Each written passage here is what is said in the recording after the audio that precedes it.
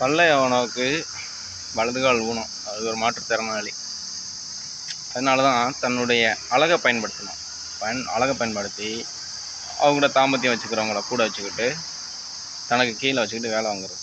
அவங்களுக்கு பணம், பொருள், தங்கம், நாடு, மக்கள், ஒரு கூட்டமே வச்சுருந்துட்டாங்க. மாந்திரிகங்கள், சூனியங்கள்லாம் பயங்கரமாக தெரியும்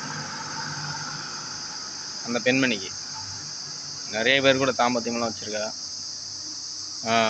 அதே சமயம் மக்கள் நிறைய பேர் கொல்லப்பட்டிருக்காங்க. கரிகால சோழன், அப்புறம் விசாய சோழன், அப்புறம் அசோகர், இவங்கள மாதிரி ஆளுகளை வச்சு தன்னுடைய ஆட்சி பரப்பை வந்துட்டு விரிவுபடுத்திக்கிட்டு அவங்களுடைய 600 பேரெல்லாம் அறுத்துருக்கா.